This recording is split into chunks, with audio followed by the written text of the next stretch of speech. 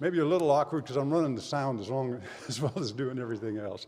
So I think we've got sound now to our virtual audience.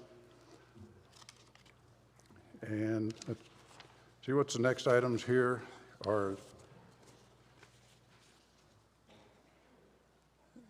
the declaration of a quorum, and I see a quorum. It's a pretty low bar that's been set by our bylaws, so we've successfully crossed that.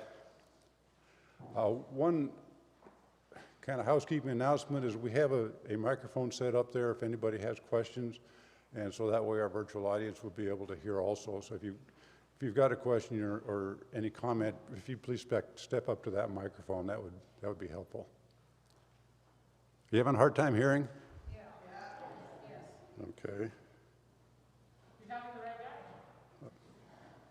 guy? I got something I can do about that. Let's see. Is that better? Is that better? Okay.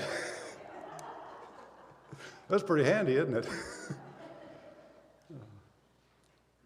So the next item is the approval of the 2021 minutes, and those are included in the package. And are there any comments, additions, corrections to those minutes?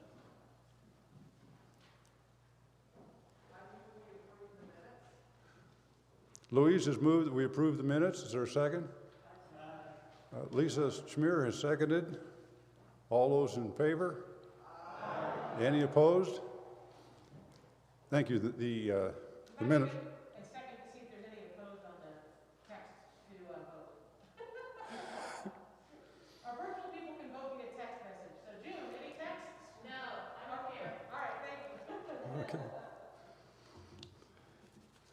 All right, let me go on to the next item here then, which is the senior warden's report. And because a lot of the good work for 2021 is going to be spoken to by other people, I'm just going to highlight a couple of things this morning. The first I wanted to do was recognize the 2021 vestry. This was really a knowledgeable and dedicated group of individuals, and it's been a real privilege to work with them. As stated in the written report, our vestry continues to be divided into 3 subgroups that do most of the work. And the first one of those is the leadership subgroup that consisted of Carrie Van Valkenburg and Dave Kinnear. Carrie and Dave, among other things, they led us through the development of the Y document, and I'll address that in a minute, a copy of which is included in your package there. The finance sub-team consisted of Bill Murray and Michael Guerrero. They worked very closely with our treasurer, Lisa Schmier, our admin assistant, June O'Neill, and our remote bookkeeper, Carrie Ann Ditter. And Lisa's going to have more to say about their accomplishments through the year. And finally, our building and grounds committee consisted of Louis Pabon, our junior warden. Yeah, I know you got to be here, Louis, somewhere. Molly Raphael and Dwayne Irwin. And Louis is going to report on their accomplishments also. So I guess I'd like to just ask for a round of applause for our 2021 vestry.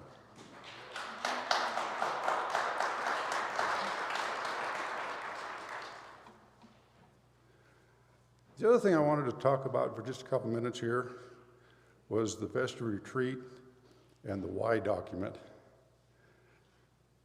So we were able to hold an in-person retreat in September out at Uzoa Bible Church. And these retreat times are always valuable. They help to establish camaraderie.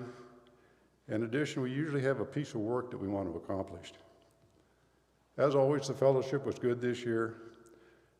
And our objective was to wrestle with the question, why does St. Paul's Church matter? Or what's our reason for existence? Taking the time to actually verbalize why St. Paul's matters, and doing that along with several other committed Christians, made us get below the surface and dig into where we really are on this pilgrimage of life. As we thought about the question, we all came from a different place. I grew up in a Roman Catholic family during the 1950s and 1960s, and at that time in my life, there was no need to ask this question. We just attended Mass.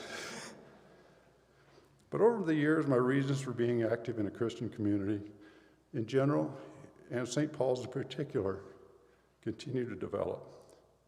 This community is leading me to becoming more concerned about treating all of mankind, as well as the rest of God's creation, in a loving way. I encourage you to read the why document in this year's annual meeting package. I'm sure a different group would have come up with different wording, but it rings true to me, and it speaks to where we are as a vestry on our Christian walk. And with that, I'm going to go to the next item on our agenda, which is turn it over to Louis. You ready, Louis? Okay. Thank you, Rick.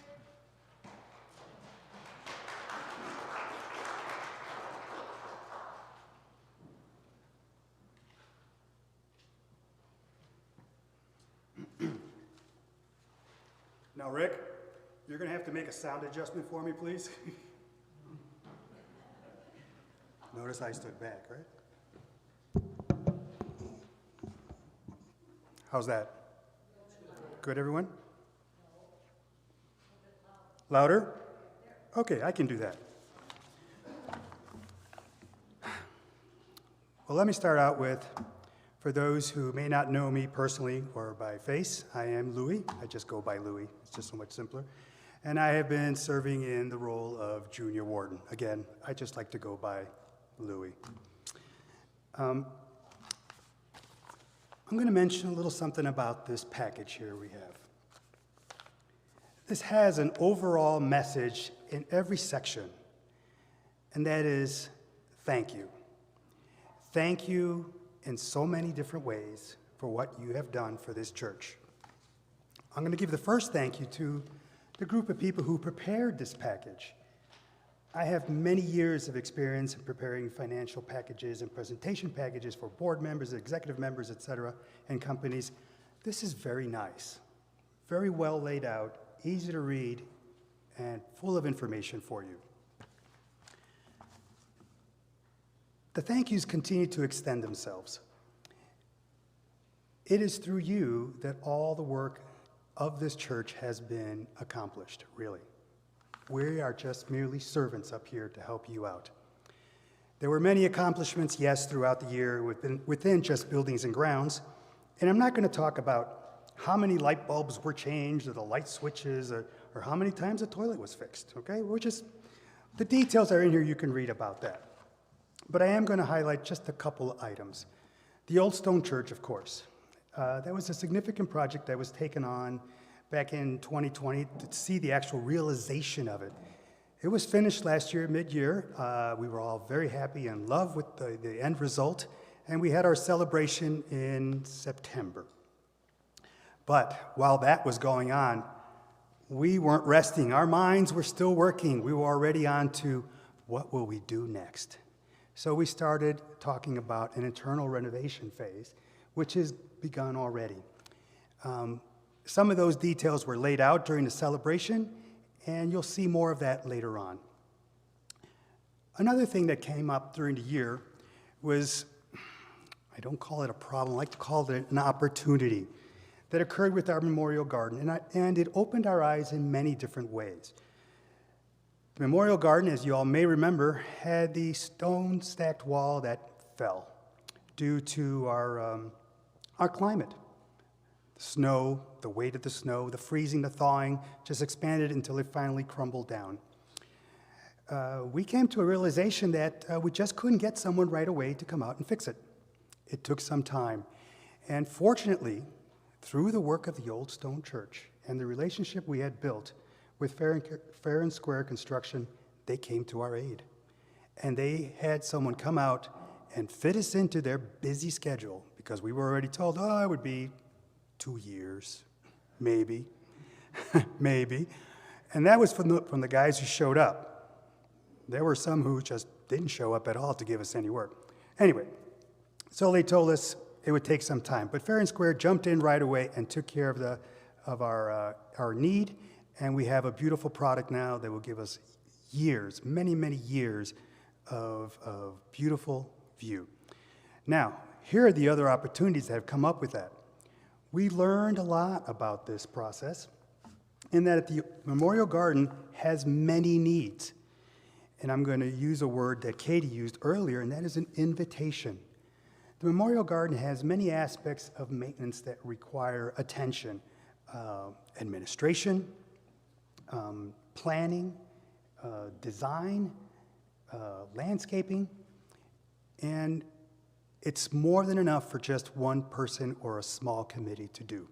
So I am going to extend Katie's invitation and reach out to all of you. If anyone is interested and would like to help out in the care, in the many aspects of ways of the Memorial Garden, please contact the office and indicate your interest, and we will find something for you.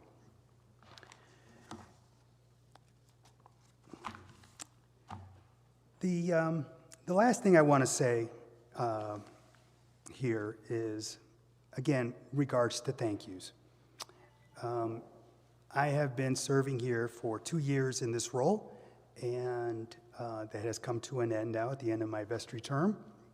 But I want to let you know that I will continue, as you have seen in the annual report, as a property manager to care for this place that I call our home.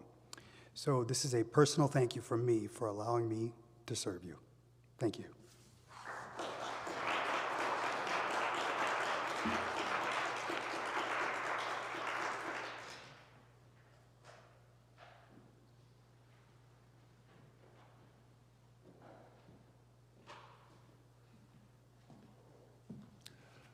All right, next up we have Ian to give us a few words about the Genesis 2 project.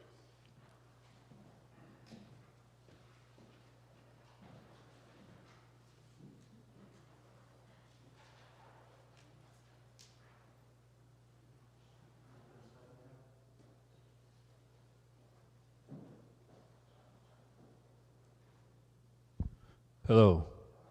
All right.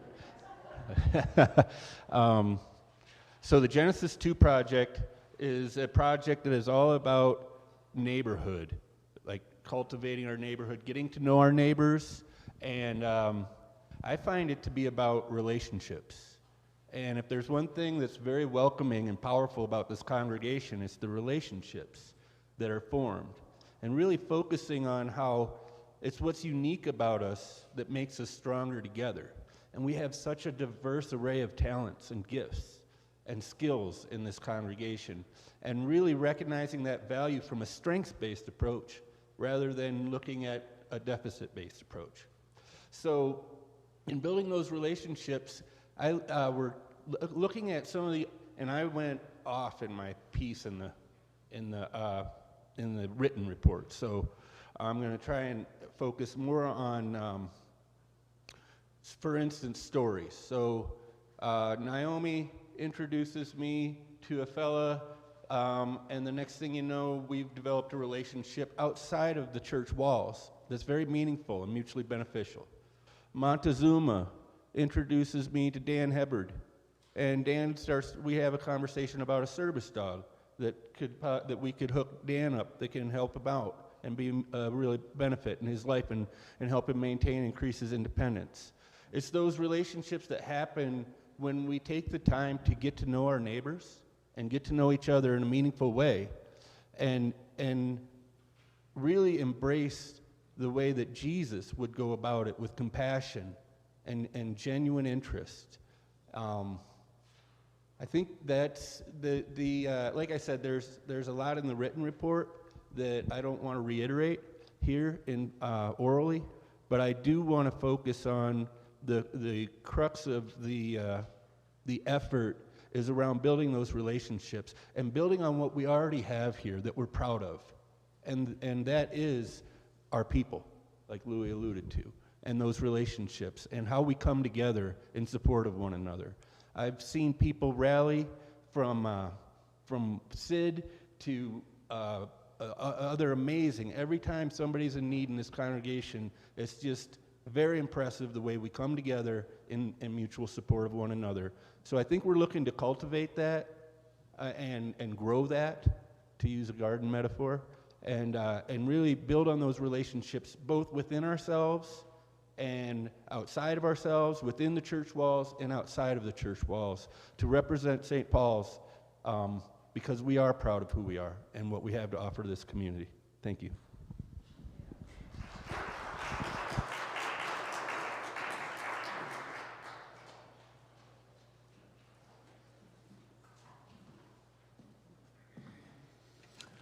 Thank you, Ian. Yeah, next is financial. So I'm going to turn it over to Lisa. Well, that's a good point. Is there any questions? I mean, I know on Genesis you've heard a little bit here and there, but Oh, I would just offer that there's opportunities to be involved. We've got a small group of brave souls that are taking this on, and if anybody wants to learn more, please get hold of Greg or Katie or myself, and there's plenty of opportunities to get involved. And we're also going to be doing sort of an organic effort to reach out and have some conversations about what is meaningful to you in this congregation, so that we can build on those relationships. All right. thank you. For those live stream that didn't get to hear that, what Ian's saying is that there's opportunities to participate in this. There's a team of volunteers that are in it for the long run, but there's going to be some shorter term opportunities. And one of our projects, the next thing we're going to do on this is going to involve talking with the congregation. So you may, find an invitation to speak to us, and we'll have a series of questions set up to kind of make that a meaningful conversation. Okay, Lisa.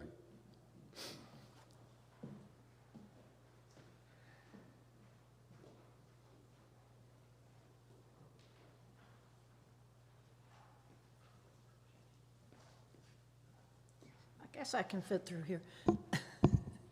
Can you hear me? Okay.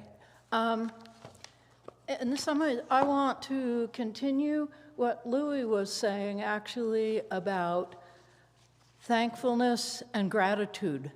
I had already planned to open this by saying thank you to all of you for your loyalty, your support in so many ways. And I kind of also thought, wow, that sounds a little like a broken record, but let's call it a joyful song instead. I've been saying, for several years since I've been connected with the church finances, that this church is stable. It is financially stable. Thank you. It's all because of your loyal support. And for instance, in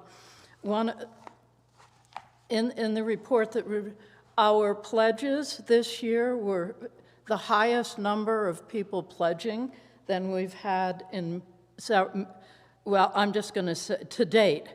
Also, the dollar amount of the amount pledged was it exceeded what was pledged in the last 3 years. So that's wonderful. We like your pledges. It helps us budget. But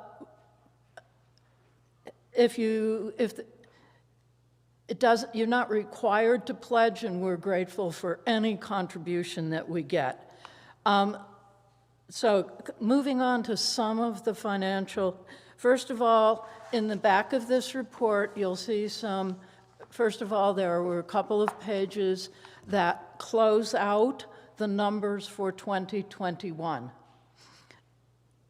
In the end, in 2021, the church finished with a surplus. Again, thank you. Now, and you can look at, if you've had time, or when you've had, if you've got more questions on that, please feel free to come up to myself, call me, or I'm going to point Bill Murray as well, who's been involved. Either one of us can answer questions. But that moves us into the 2022 budget, which is also in the back pages in an Excel spreadsheet. The final result on that spreadsheet is that the vestry this year has proposed a budget that is evenly balanced. However, I want to go into the weeds a little bit about this because actually we budgeted more expenses for our operating budget than what we had budgeted for income coming in. In other words, it looked like that was a deficit. And I'll come to the reasons for some of why we had specific expenses that we want to incur this coming year in 2022. But going back to the fact that we had a surplus in 2021, we can use that surplus to offset. So we are have proposed and voted on, actually, a budget that is healthy for the church and at the same time allows us to do certain things. The important things that it allows us to do, Katie has mentioned, we've budgeted some salary expenses for music director, also for children's ministry. We feel this is very important. It's part of the stepping stone. It's part of the outreach. We felt very confident that those were important expenses to incur. We also, there's some expense for the Genesis 2 project that we proposed and budgeted, and there are some expenses for setting up a building reserve fund. Some of these were mentioned in the pledging material that we sent out back in November. So that's the forward-looking for the finances of the church, and there's one other big piece. We applied for a tax credit from the state of Colorado that goes through the historic Routt County, a tax credit against the restoration of the Old Stone Church. We were granted that credit, which is $128,000. The church can now sell this credit, so it is a way to actually monetize, to bring more money into the church. We're in the process of selling it, but that is another big feature to the church financial position, shall we say.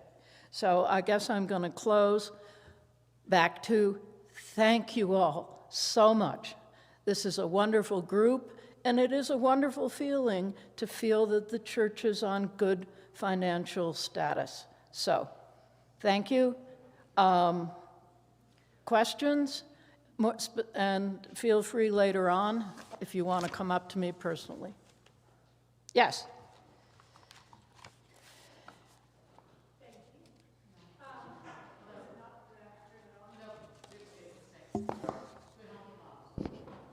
Now, thank you.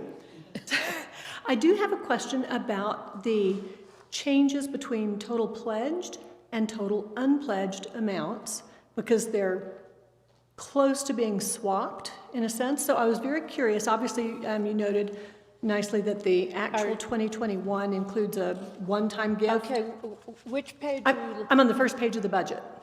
The total pledged and total unpledged contributions, the difference between 2021. Oh, of the booklet, page 27. Okay. The approved budget. So 2021 actual pledged, 187, a beautiful bump up to 260 for 2022. Total unpledged for 2021 actuals, 202 plus, and then 2022 proposed is 110. So those are some significant differences. I note that, as I mentioned, you say that the actual 2021 does include a one-time gift of $25K, but there's still a big difference. To what do you all attribute some of those? Did we have a lot of people who had not been pledging but contributing who kind of turned into pledgers, or what do you attribute those differences? So are you saying why I'm sorry, just to make sure, why is there such a big difference between what the actual is and what we're budgeting? Is that essentially? Well, essentially. That's a conservative, the 2022 budget number, I would tell you, is quite a conservative stance. Which We one, the can- pledged or unpledged? Sorry. I know the unpledged always, Unpledged is. unpledged always has to be Yeah, conservative. Unpledged for 2022 is, and. You want me to give a little color commentary? I would love it. Give the microphone.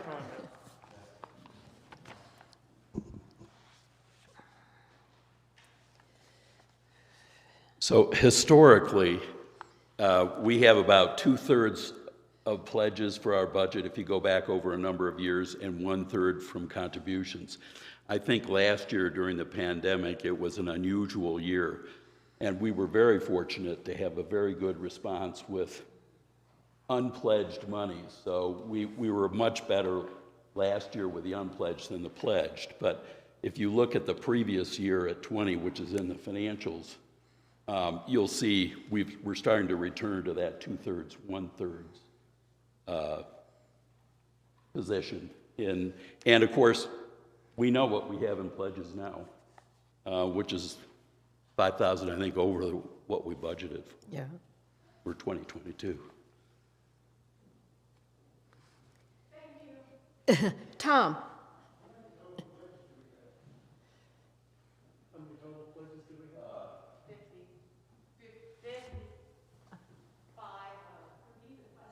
Yeah, the question was what do we have in pledges? So there are 50 pledges, and we're up at 264,480. 980, you're right. Almost 265,000, 2022.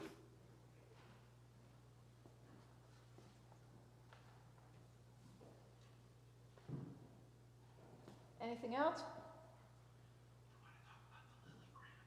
Oh, okay, thanks, Bill.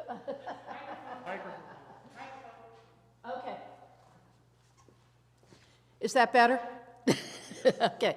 Yes, the Lilly Grant, that was a wonderful, again, and this is thanks to Dave Kinnear and Carrie Van Hoekenberg. The Lilly Grant came from a charitable foundation that supports sabbaticals. And the Lilly Grant granted to St. Paul's almost $50,000. It was $100 or so short. This is to support Reverend Katie's sabbatical. There will be there's a little bit of money budgeted in the budget that is coming from parish money, not the grant money. But this grant from Lilly was a wonderful thing, and it allows us as the church to give, I'm going to use the word give Reverend Katie the sabbatical, and at the same time know that we can do it financially well. Rick, do you have a comment?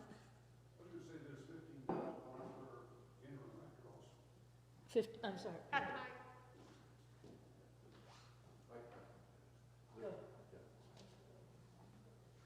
Yeah, the other thing I wanted to say about the Lilly Grant was that there was $15,000 in there for a supply rector during the time that Katie's being gone. So it not only covers most of Katie's expenses while she's gone, it covers most of our expenses, also additional expenses while she's gone. So that was a very nice gift. Very, very, yes. Thanks. Yeah. Anything else, Lisa?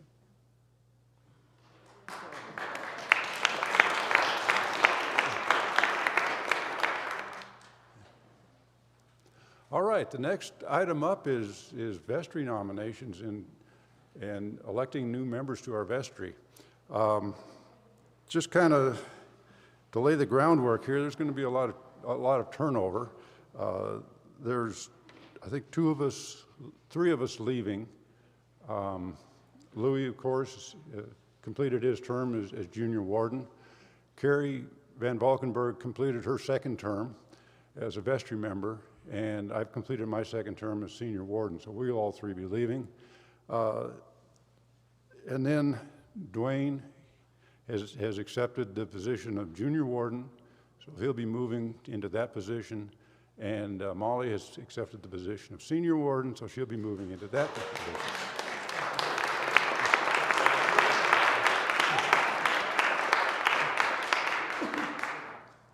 And then what's good is that we've got two very qualified, distinguished candidates that have accepted the call to stand for vestry election. And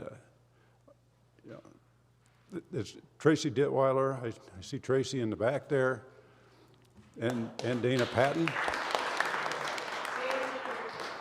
Dana what? She's not. She wasn't able to be here today. Okay.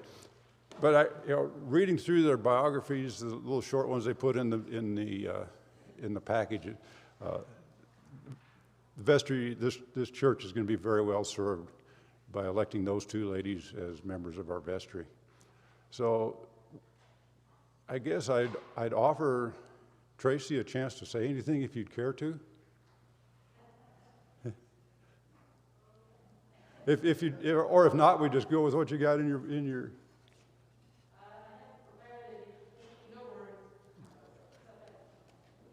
Okay, yeah, that's fine. Like I say, the biography was excellent. I guess the next question is there any other nominees from the floor? If you basically want to nominate yourself or someone that you know is willing to serve. Move the nominations to be closed. All right, Jim DeFrancia moves the nominations to be closed. And I assume that includes you move that we accept the two candidates that we have. So moved. Okay. Linda Lund so moves. And a second for that we accept the candidates that all right. All in favor? Aye. Any opposed? All right. Ian? Just a minute, I got to turn you on.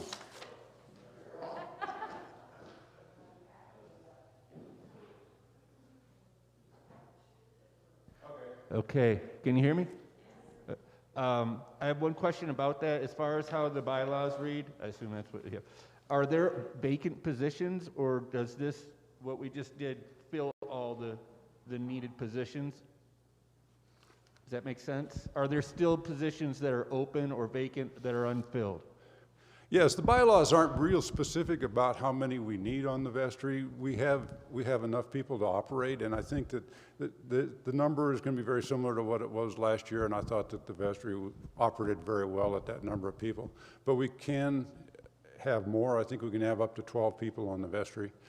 And so if we had more people that wanted to, we want to make sure we have enough people on there and enough different backgrounds, enough different perspectives that we're not all just kind of speaking with one voice in those meetings, so that we get a little bit of variety in there. So, and I think we're okay with that. Tom?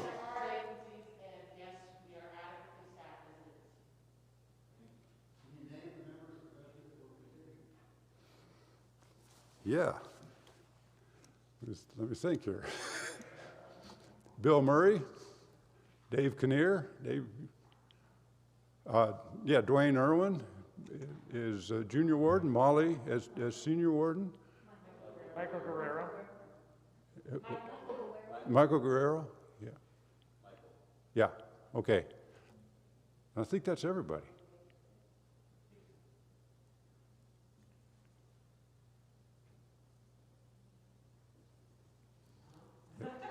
Okay.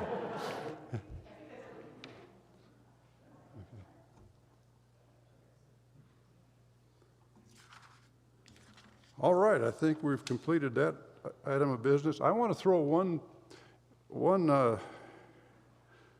little bonus in here. We're going to, I've asked Molly to come and make just a few comments. Everything so far has been kind of looking back at what's been 2021. So Molly's going to be able to kind of look forward at 2022 as the incoming senior warden. So Molly, if you'd come up, please.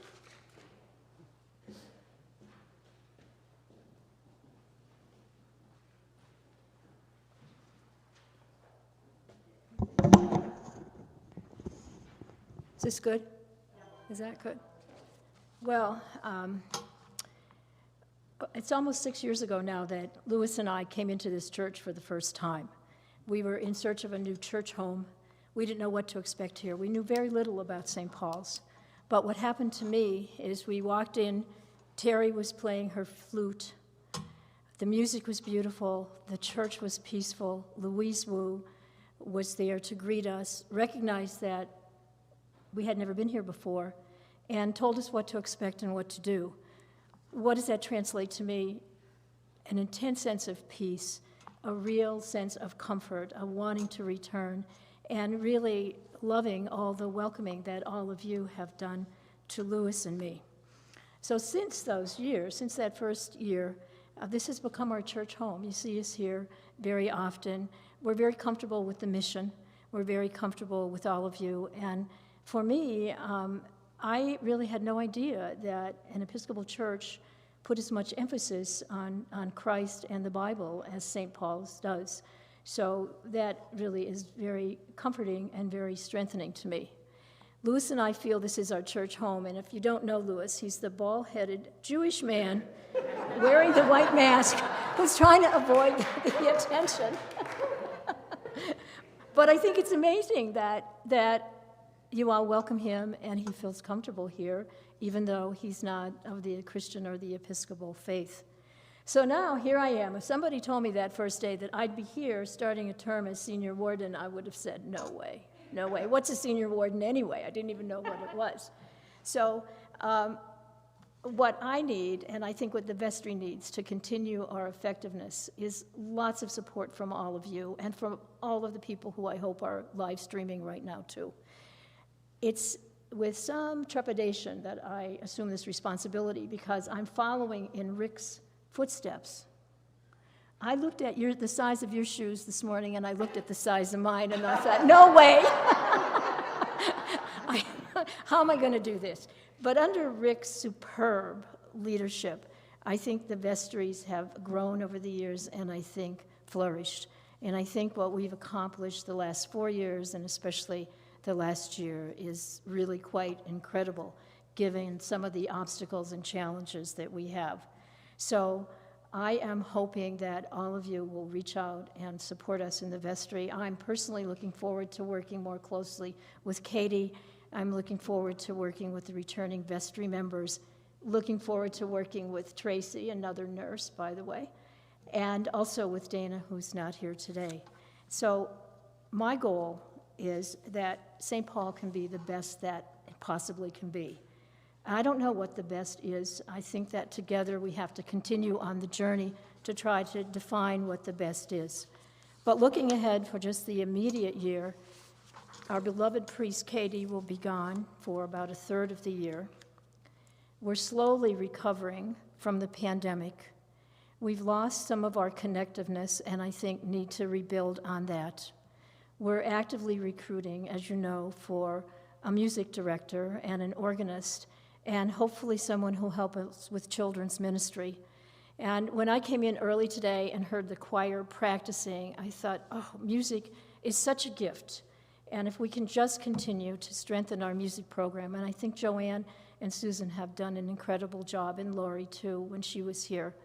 One of the things I miss, and I know a lot of you do too, is the noise of children and seeing the children here. So I'm hoping that together we can find some way and some path on this journey to renew and strengthen the services and the offerings we have to children and young people.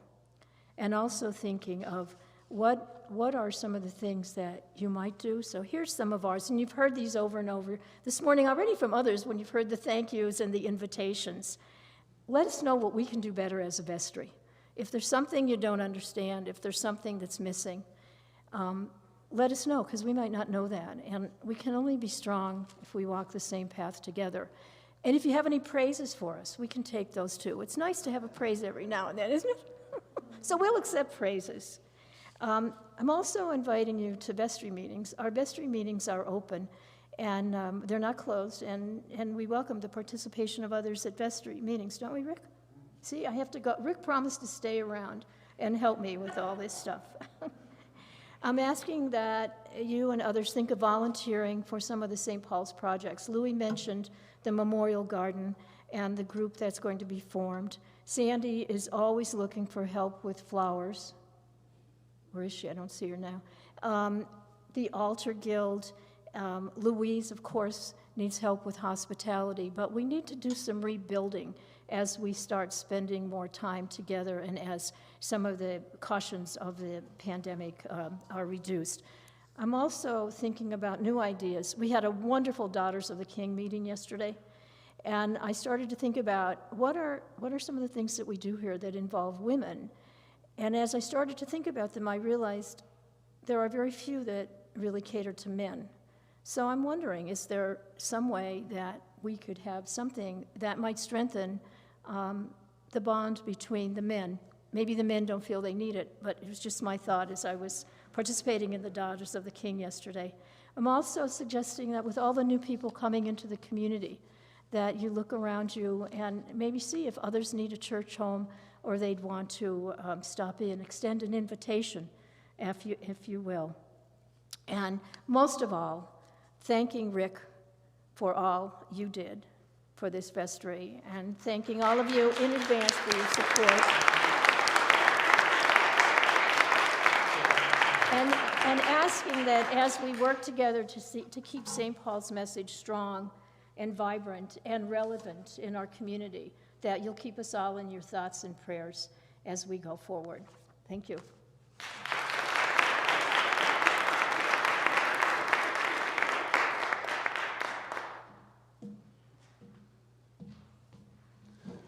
Wow, we're in good hands, aren't we?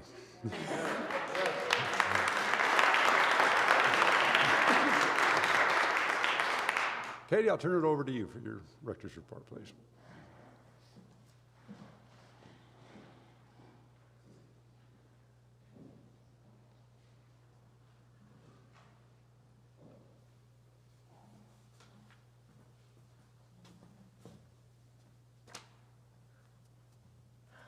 I actually made notes. A lot of people think I don't. I do.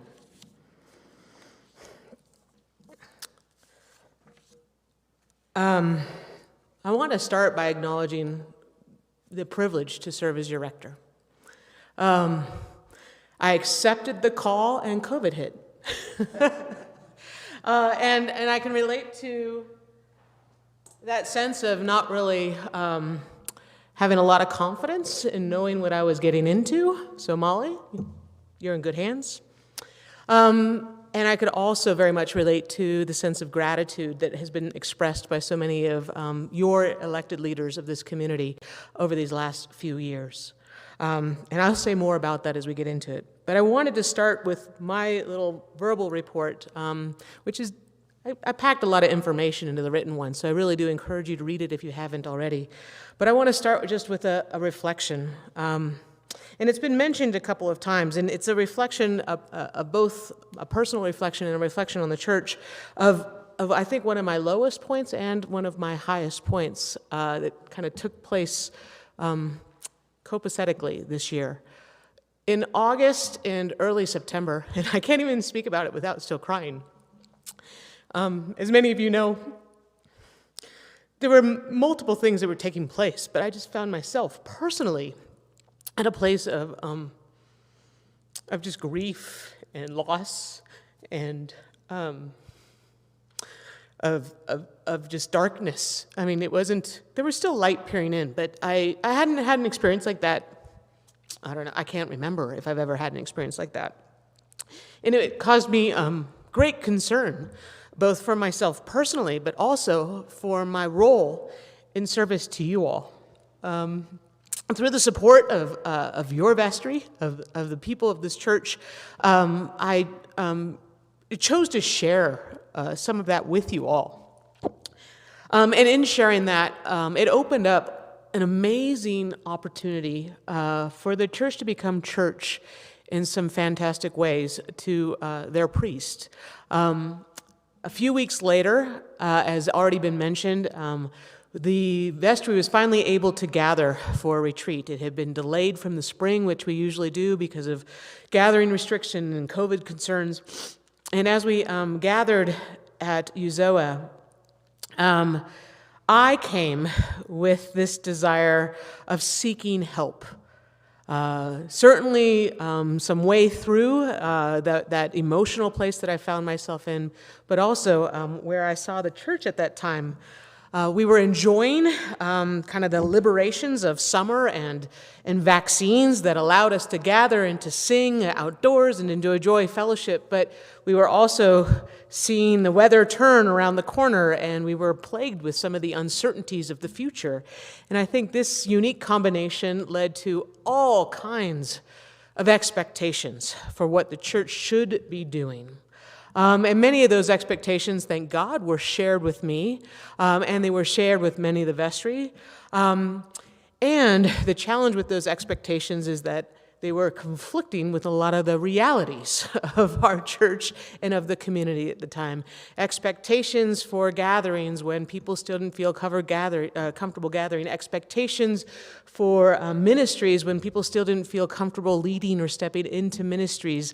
And so in that was so much hopefulness, but in it I also found so much conflict and was plagued with this, what do we do?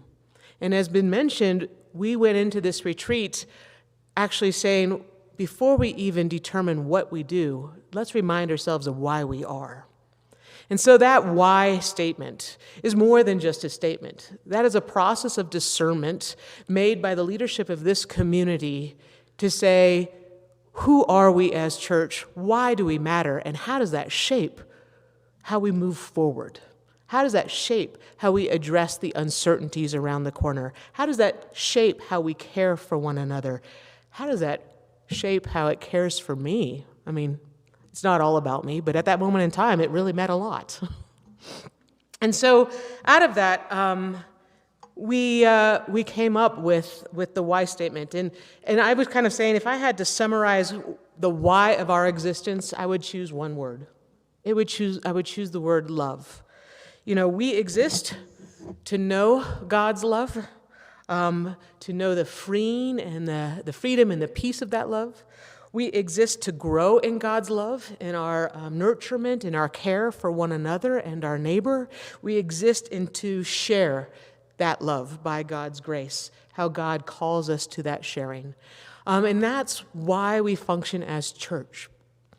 Fast forward to a couple months later when our Genesis 2 team was actually convened. We had been invited in February and through lots of starts and stalls, actually didn't convene our work into November.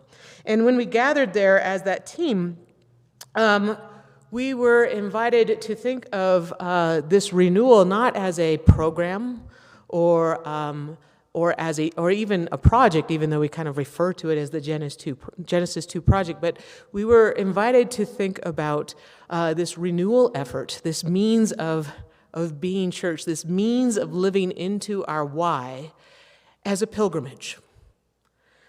And I shared with you the quote in the written piece that came out of that discussion with our group, that this pilgrimage means that we journey together, we walk together, we are church community together, not so much with a particular destination in mind, but more with a particular intention for that journey. That's why the why matters. Yes, we could speak about all the accomplishments in the ministries that we've been able to do. We could speak about all the accomplishments in the ministries that we seek and want to do. But if we don't stick to the why, to the intention of our journey, then all of it really is not, is a missed mark in our faithfulness. And so in that group, we've been invited to really kind of practice three things. And this is the practice that we're bringing to and sharing with this entire community. This is a practice that shares some of the reflections that you read in the report. And it's a practice of first paying attention to what we notice. What do we see? What do we feel? What do we hear as we transition, as we journey together from this place into every place as we move forward? What have we seen or heard from where we've been?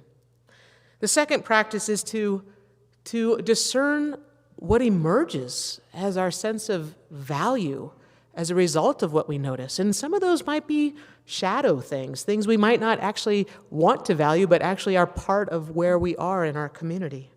And then the third practice is to determine what are the implications, or as been said so many times today, what are the invitations from what we notice and from the values that emerge? What does that imply for how we journey together forward? What are the invitations to us as a faithful community of individuals and body as we move into this next stage of our journey? I will share a couple quick observations in my own practice. I have noticed much of what's already been captured in the written reports today.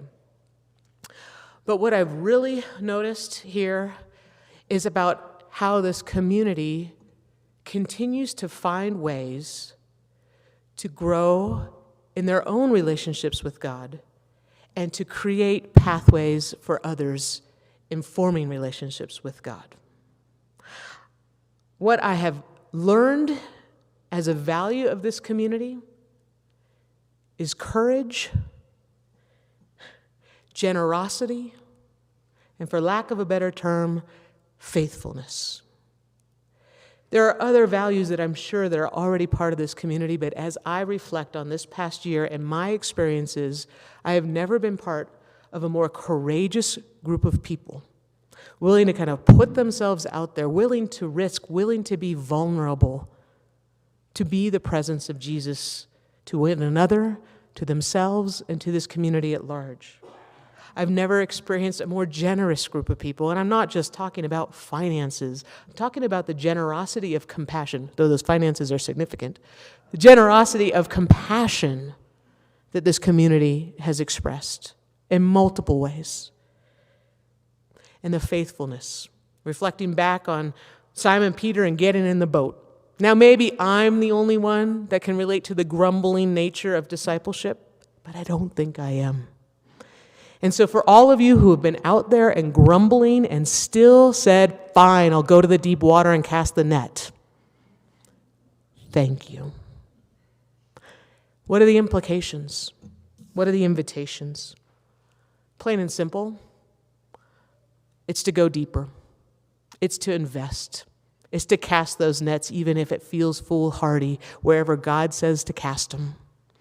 It's to open ourselves to even more vulnerability, to even more risk, to dare to be the embodiment of love that is our reason for being.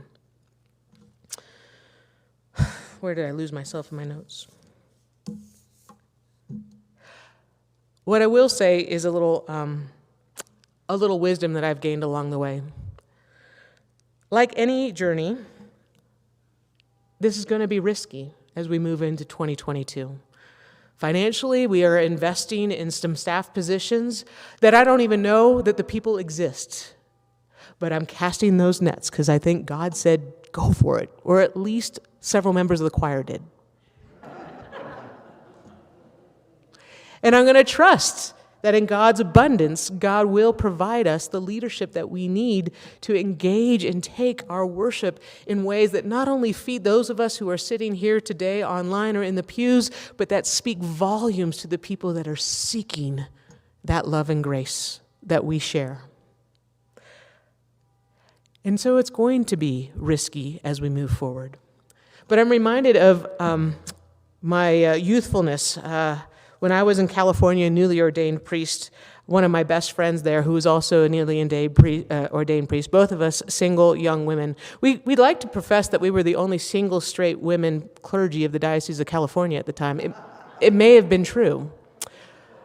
And so we would go on, we often would do things together. And I don't know how many of you have spent time in San Francisco or even the greater Bay Area, but through all the road works and the freeways and the roads, it's really super easy to be going someplace and to get lost. And so Jen and I did that more times than we could count. And we got lost in some not so great places in terms of a sense of perceived safety. But through every journey, when we would get into those places where we felt really vulnerable, we'd turn to one another and we'd say, "It's an adventure." You know what? Those journeys have led me to this place here, and it continues to be an adventure. And as we work into this next year, into the years ahead, even as I invite us into deeper courage, into deeper generosity, into deeper faithfulness, I also invite us to do so with this camaraderie of a shared adventure. Unlike every other journey, following God in our pilgrimage of faith is more than we could ever imagine. It yields more than we could ever imagine. And that alone is worth taking the next step. So in 2022, we continue to invest in what we've already talked about as these stewardship stepping stones. We continue to invest in a time of sabbatical time. We continue to invest in, most importantly, I think, our own openness towards transformation, our own willingness to follow where God leads us and become what God needs us to be today and tomorrow and for wherever God takes us and the destination ahead. So I just want to close by saying thank you. I know I have actually allotted times for official thank yous. And to just close with just another personal note. I don't usually put a personal section in my annual report, but I don't know why, because I put it in my monthly reports to the vestry. But because so many of you have asked, maybe you don't want to know this. If I'm just rattling my chain, I'll just sit down and be quiet. But the sabbatical that's coming this fall is something that I'm greatly looking forward to. It is a time of rest and renewal. It is a healthy practice for churches, and it's one that we set out when I became priest in charge in 2017 to institute as a healthy practice for this church. I will say that the last 2 years of ministry in a pandemic have really made the sabbatical that much more attractive. But it's not just about my renewal. It's not just about my rest. It's not just about what I discover. It is about what we discover in being church. It's about testing these values of courage, these values of generosity. It's about living into the vulnerable leadership that we've heard spoken of today. It's a sabbatical well, first off, it's in the scriptures, but it is a time that leads all of God's people into new places and hopefully new graces.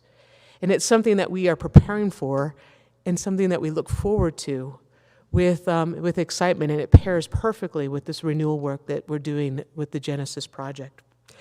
Secondly, I just want to speak to both your love and your concern/anxiety about what's happening to Katie Green. Katie Green is going to marry Chaz Clissus this November.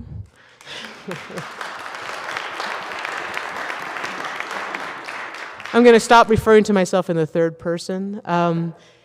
And we look forward to cohabitation here in Steamboat Springs, starting next winter and spring. We look forward to sending a teenager off to college and helping her fledge the nest. We look forward to establishing the next phase of our life and what that looks like for both of us in this place, in this space. And more importantly, Katie Green looks forward to her continued service to this community of people and to the people that are yet out there for us to serve with love and affection, and as been already mentioned, great, great gratitude. So please, be at ease. I don't know what the future holds, but I'm along on this adventuresome journey as much as you are. So let's go for it.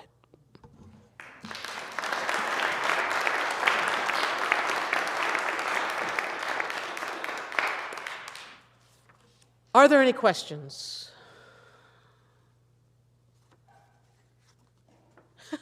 Okay. Then, please allow me the opportunity to make some very specific thank yous. First, I'd just like to start out by thanking, and I always feel like I miss someone or something. In this year of transition from where it was Elsie and Rick up there with an iPad and a computer screen, and me down here with a microphone, and maybe, Lori over there on the piano, and leading worship entirely virtual, to where we have come today through all the transitions and all the ups and downs and reassessments that have led us to this place. This community has just been so adaptable. I heard recently that somebody said, I've had to pivot so much I could be a professional basketball player. And I know I shared that, I think, but I feel like we all deserve that NBA rank right now with how we've managed as a community. And so these thank yous go out to these ministries and leadership teams with an understanding that what has been asked of you in these past year, 2 years, is beyond what anybody could have imagined. And thank you again for your faithfulness. Thank you to the staff of St. Paul's, to those who have come before and those who are here now, to Christian Kennedy and to Carolyn Dillon and to June O'Neill in our administrative sections, to Lori Edwards, to Joanne Grace, to Susan Cahoon for stepping in and seasonally in her direction of music and choir, to Louis and his faithfulness about property maintenance, to Allison in bringing back the nursery, which looks fantastic, and she's there every week, faithful, waiting for when that child feels comfortable enough to be back in this space, to have a safe space to nurture that child in a gathering section again. Thank you to our incredible vestry. And the vestry constantly is rotating. So thank you to the incredible vestries of all times of St. Paul's that have led us to this place. Thank you to the brave volunteers as Ian has referred to, that have stepped forward for this 18-month commitment to our Genesis 2 project. Thank you to our various OSC crews to the folks from the beginning to the end of creating the paperwork for the grant, of figuring out what we needed to do for the exterior renovation, for the execution of that. Thank you for the interior team that is in the process of discerning about how do we make that space lifted up, both in its sacramental usage and in its community service components. And thank you to those who have worked on the finances around it, to not only pay for the entirety of it, but then through the gift of historical renovation to actually yield more finances that we can reinvest in the ministries of this church. Thank you to the folks that are stepping up to help manage and discern the ongoing care of our memorial garden. Thank you to our liturgical servers, to Jim DeFrancia. We love to have worship every week, but do you realize how many people it takes to make worship happen? And everybody had to kind of be able to come back at their own time. And there's still people that love serving at this altar that are not comfortable to be physically present at this altar. And so creating space for that and creating the opportunity to grow in our worship with the resources that we have. Thank you to our hospitality crew that face the same challenges, and especially to Louise Wu and her leadership of that. Thank you to our service team and to Sally Herzog for ensuring that those within our church community and those within our broader community are being cared for and that are being partnered with. Thank you to the Daughters of the King and to the leadership of Marty and of Linda, and for your faithfulness in formation in all ways. Thank you to our various guilds, our Altar Guild and our Flower Guilds, who have managed to seamlessly create a beautiful space in challenging times. Thank you to our choir. Thank you to our leadership to bring it about, and that have just just to walk in today and just hear these voices. Oh, by the way, there's a person who's just moved to Steamboat, will be here for the next few years, and afterwards says, "I'd like to be in your choir. I sing tenor." Done. So, Dwayne, you're going to have a tenor partner. Thank you to you all for your faithfulness during this time. A few very special thank yous. A specific thank you to Joanne Grace. When Lori Edwards stepped out of her position as musical coordinator to go back to her position, doing similar work with Heart of Steamboat, we put forth a brief search for an accompanist. As I've mentioned before, it's challenging times to find good quality leadership. Joanne Grace, in our inability, stepped forward with her musical gifts for a 3-month interim stint. Not only to provide music for our worship, but through her efforts to re-engage the choir and provide opportunities for the choir to come together and offer their gifts. It was supported by all the choir members, but also specifically Susan Cahoon lending her gifts, especially this past Advent and Christmas season. So I really just want to say, Joanne, thank you for stepping in.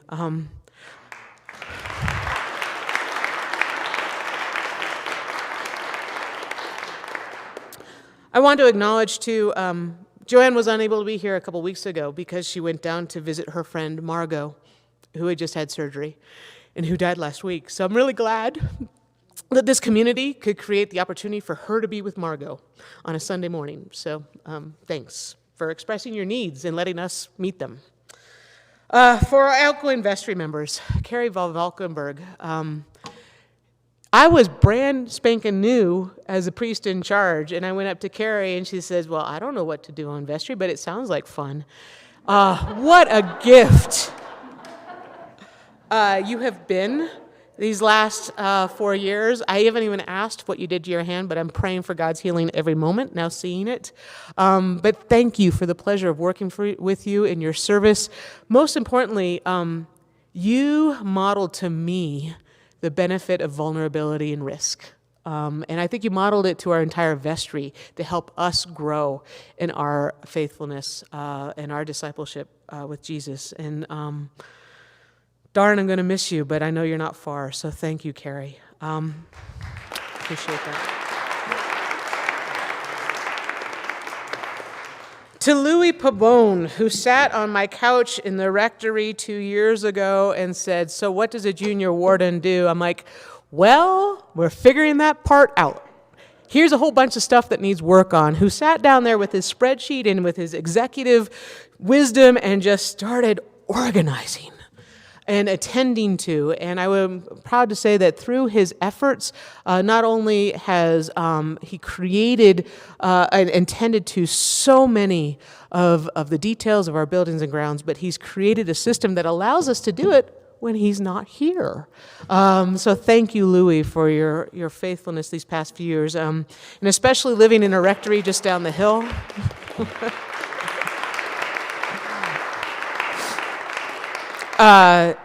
For showing up and dropping off Chinese food when I thought I had COVID. So thank you. And finally, a big thank you to Rick Wadnick. When I stepped in as priest in charge, Kim Vogel was finishing her term, and she said, "I think Rick Wadnick should be your next senior warden." And I said, "Okay," because I was total deer in the headlights. And so, Rick, not only have you brought your just incredible compassion and wisdom and leadership to this community to nurture St. Paul's and its faithfulness. As I've mentioned to you before, you did something that I don't think it's required of a senior warden. You nurtured me. And so,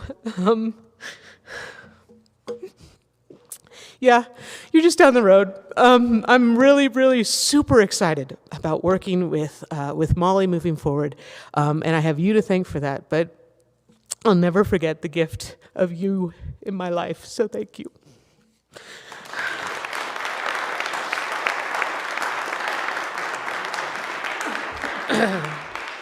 You know, until I started serving St. Paul's, I was never a crier. I have very special gifts for each and every one of you that come from the Holy Isle of Lindisfarne, but apparently the Royal Air Mile is just as slow as everything else at this time, so they haven't arrived yet. But I do have my thank you cards for you. So these are the thank yous I wish to offer this day. There's probably some that I've forgotten, but my incredible thank you to this entire community for just continuing to live into this pilgrimage that we're on, to be the best church you can be, to bringing your whole selves to this community, and especially thinking about this morning's message, for responding to the calls that God places on each and every one of us, even when we're annoyed by them. It is my pleasure, as always, to serve this community. I'm grateful for this opportunity. I'm grateful, that God has put us together. And I think that's all I have to say. Thank you.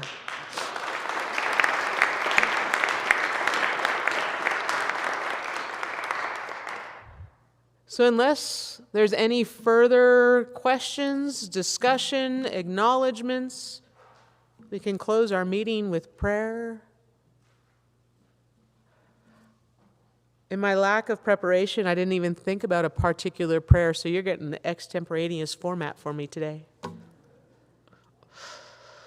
Let us pray.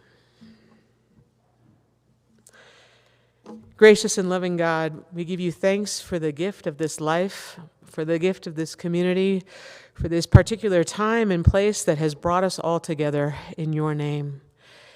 As we embody this church to be your hands and feet and heart in this world around us, we give you thanks for the way in which you have inspired us, in which your Spirit has filled us and led us, in which you have challenged us and supported us, and in those places where you have blessed us with abundance that we could not have imagined.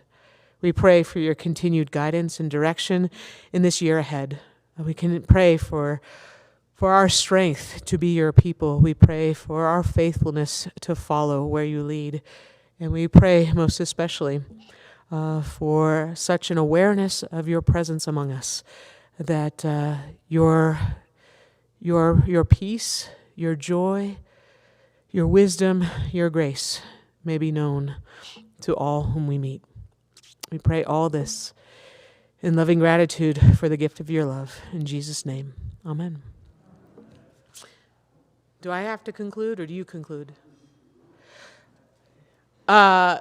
This annual meeting of St. Paul's Episcopal Church is now concluded.